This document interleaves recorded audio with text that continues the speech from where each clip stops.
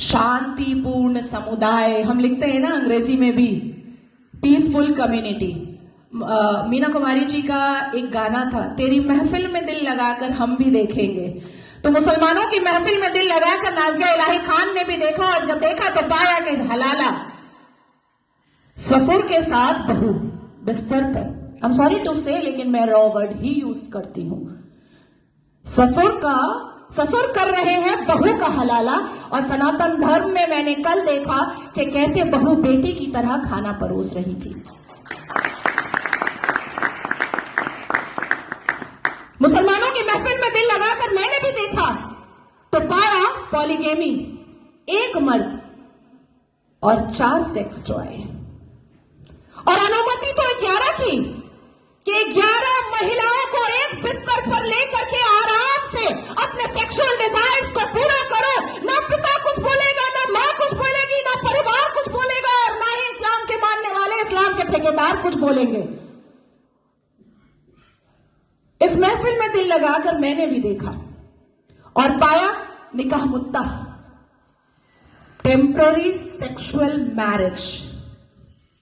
कुछ समय के लिए एक शादी में गई, एक आयोजन में गई, कोई लड़की मुसलमान बेटी, और वहां पर किसी शादीशुदा अधेड़ मर्द को एक चहचहाती हुई, एक उछलती कूदती हुई मुसलमान बेटी पसंद आ गई, और कह दिया अब्बा जान को कि ये लो 5 लाख रुपए और 1 हफ्ते के लिए अपनी बेटी दे देना।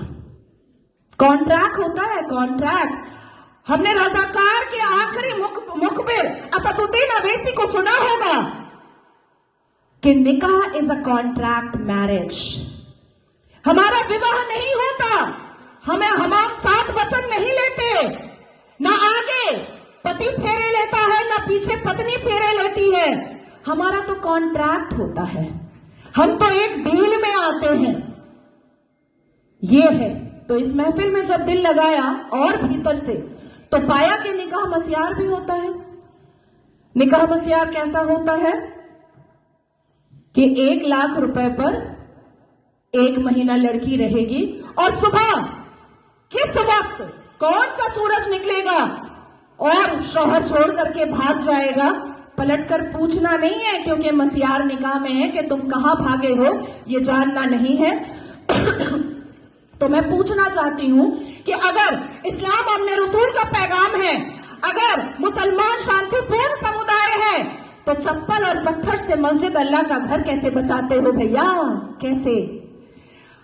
1947 से मुसलमानों ने अपने एक्टिविटी से, अपने बिहेवियर से ये लोगों को बताया है कि ये कोई अमने रसूल नहीं है, ये प्रॉफिट मोहम्मद सल्लल्लाहु अलैहि वसल्लम के फॉलोअर तो नहीं है, ये औरंगजेब के ठरकजेब हैं, ये मुगले आजम के जाहिले आजम हैं। बस इतना ही है इनका परिचय, इसके अलावा इनका परिचय कुछ भी नहीं है। शिक्षा बोलो नहीं लेंगे, इंसान बनने बोलो नहीं बनेंगे, कुछ पढ़ने बोलो नहीं पढ़ेंगे, कुछ करने बोलो नहीं करेंगे, लेकिन रेप करने बोलो तुरंत करेंगे, लव जिहाद करने बोलो तुरंत करेंगे, बम गोली बारूद फेंकने बोलो तुरंत फेंकेंगे, आतंक मचाने बोलो तुरंत मचाएंगे।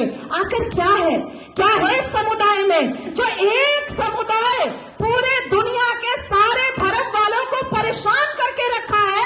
आखिर क्या है राज उस आसमानी किताब का, उस अल कुरान का राज क्या है, जो मदरसों के अंदर छुप कर पढ़ाया जाता है, जो मजार के अंदर छुप कर करवाया जाता है, जो मस्जिदों के अंदर छुप कर सुनाया जाता है, जो घरों के अंदर तरबियत और तालीम में बताया जाता है? क्या है उसका राज? क्यों कहते हैं मुसलमान घर में अंदर ही, जब बेटी छोटी सी होती है और बच्चा छोटा सा होता है, प्रसाद नहीं खाना हराम है, आप ही चले जाते हैं सवैयां खाने। हमें बताया जाता है प्रसाद नहीं खाना हराम है, हमें बताया जाता है मंदिर के सामने खड़े नहीं होना, अल्लाह नाराज हो जाएगा, हमें बताया जाता है कि हिंदुओं के घर का पानी ना पीना, अल्लाह नाराज हो जाएगा, हमें बताया जाता है कि अपने जीवन साथी के लिए हिंदुओं को कभी मत चुनना, नहीं तो घर से, परिवार से बेदखल कर दी जाओगी। क्या है राज? उस राज को खोलना चाहिए।